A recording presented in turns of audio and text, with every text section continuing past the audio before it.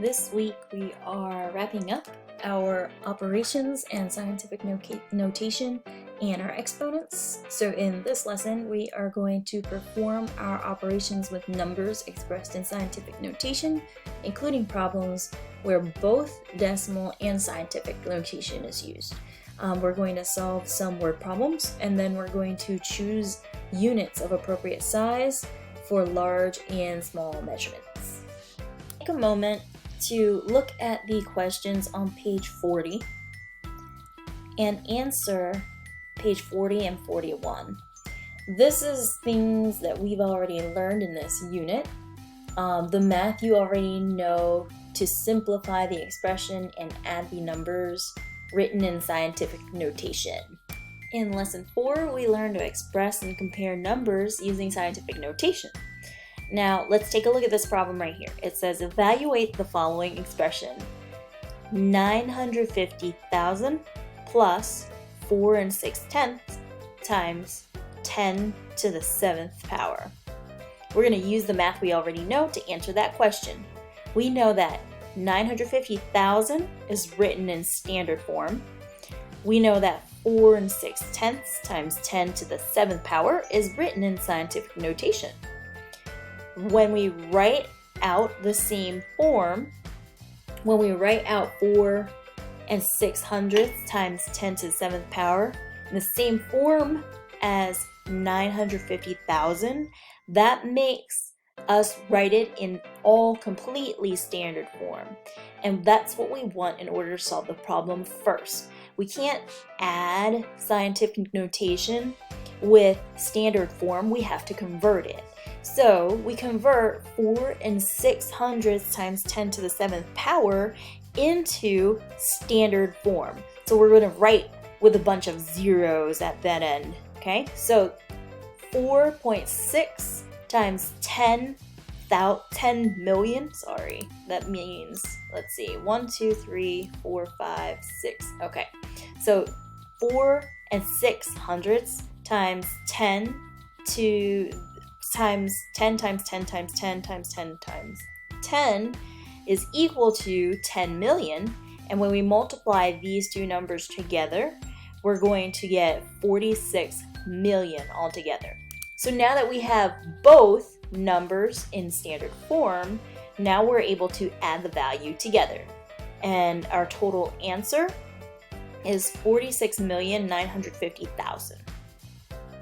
And again, this is how we answer our question above. Okay, this walks us through it. So we're converting to scientific notation, and we can also figure out our answer up here by changing it to scientific notation. So down here, they show us how to change our problem, our standard form, into scientific notation. We move that decimal 1, 2, 3, 4, 5 places to the right, thus making our scientific notation number between 1 and 10 multiplied by 10 to a power, which is the 5th power, because we moved our decimal place 1, 2, 3, 4, 5 places to the right. And again, we do the same thing with our 4 6/100. Okay, we multiply it out, and then we mark it in scientific notation. Notice how both numbers are expressed with the same exponent. Okay? Remember, there's a link between the powers of 10 before you can add the numbers. So what we're doing is we're taking this number and we're rounding it. Down here, we're taking 950,000 and we're converting it and we're adding it together. So here's what we did to add our scientific notation together. We added 460. All we did was use the distributive property and added it with 9 5/10. So I'm moving this 460 here and this 9 5/10 here. Since my number for my exponent here for 10 to the 5th power is the same on both, that means that I can add everything together. I'm using my identity property. Okay, so so I'm multiplying everything times 10 to the 5th power. So when I add 460 and 9.5, my answer is 469.5. I bring down what I didn't use yet, and then now I'm going to multiply to express in scientific notation. I get my 10 times 10, I get my 469.5, and I'm going to change that into scientific notation by multiplying 4.695 by 10 to the second power. The reason I did that was because 469 and 5/10 is not in scientific notation form. The scientific notation form has to be between the numbers 1 and 10. 469 is way too big. So I have to change that number to make it 1 through 10, and 4 and 695 thousandths is between the numbers 1 and 10. So now I multiply that by 10 to the second power, but look here. If I have the same base, 10 and 10, guess what I can do? I can add my exponents. Therefore, 2 plus 5 equals 7.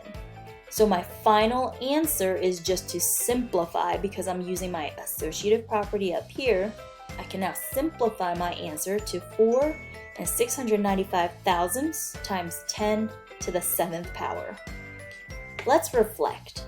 Number 1 down here says, Paul says that 3 and 14 hundredths times 10 to the 5th power plus 2 and 53 hundredths times 10 to the 4th power equals 5 and 67 hundredths times 10 to the 5th power. Is Paul correct? And if your answer says that Paul was not correct, you are right, because he added 253,000 instead of 225,300 and 314,000. Just make sure you check your answer to make sure that your answer is right. This is what we're going to do today in our lesson. So we're going to be on page 42, and let's learn about adding and subtracting scientific notation.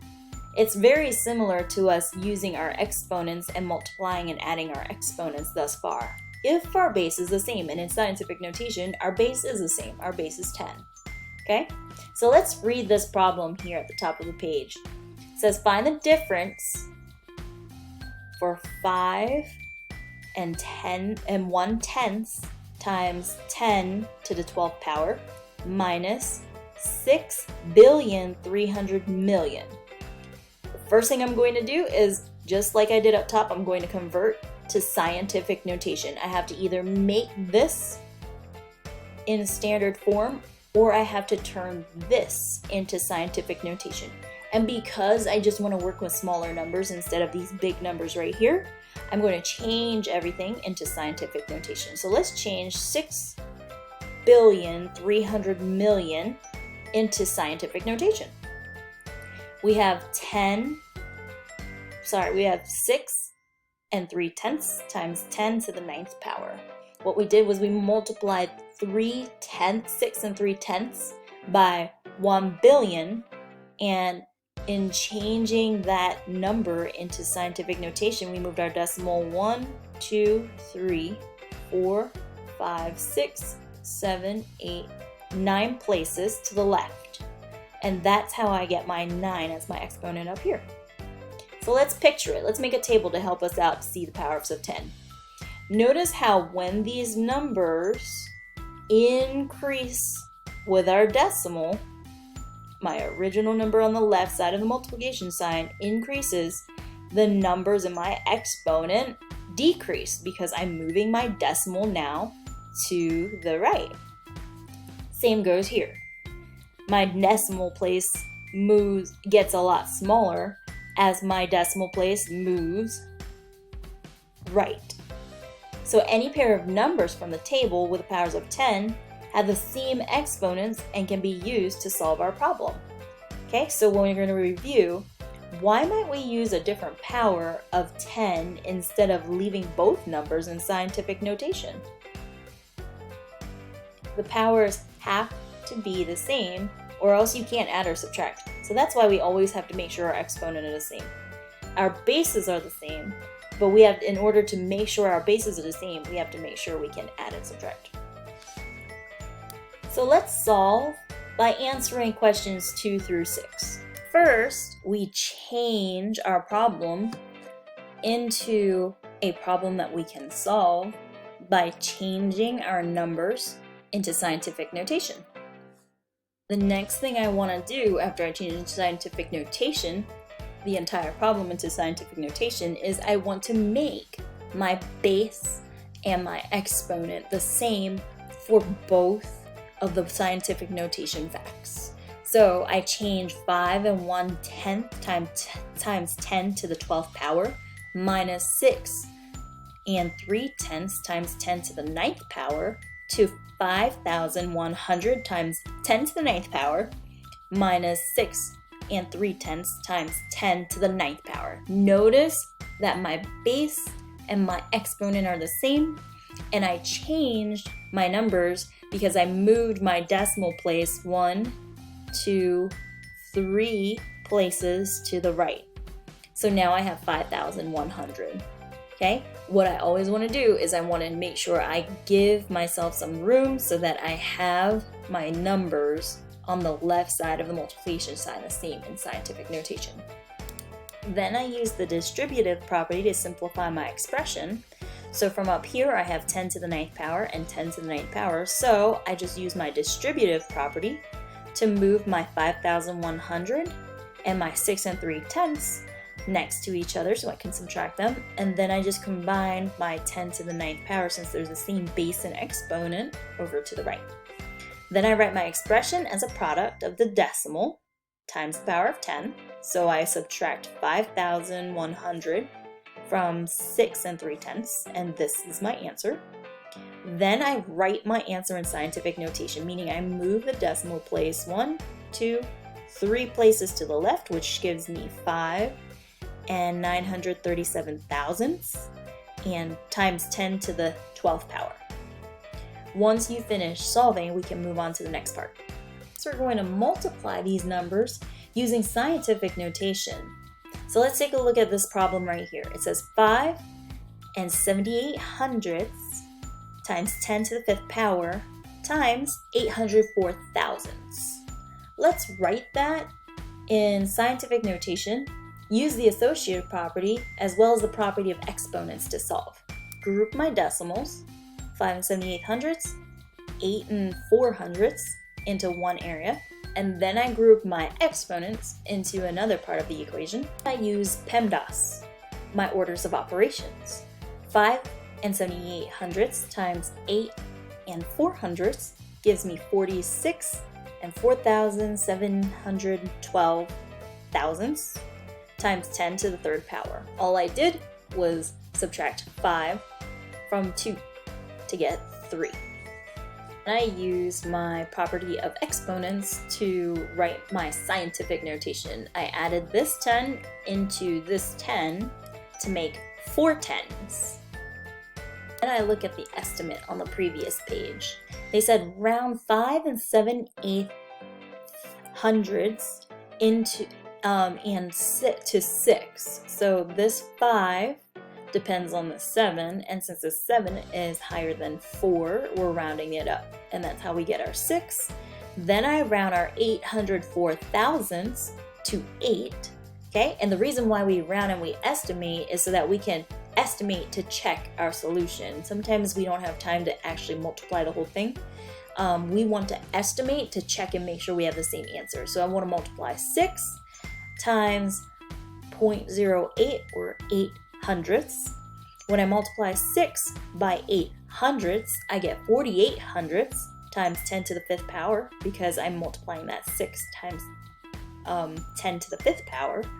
And when I multiply 10 to the 5th power, I have to make this 48 hundredths into scientific notation. Therefore, I move my decimal place over to the right once, and if I'm moving my decimal place over to the right once, I'm taking 1 away from this 5th power and making it 10 to the 4th power. So when I solve, my estimate is fairly close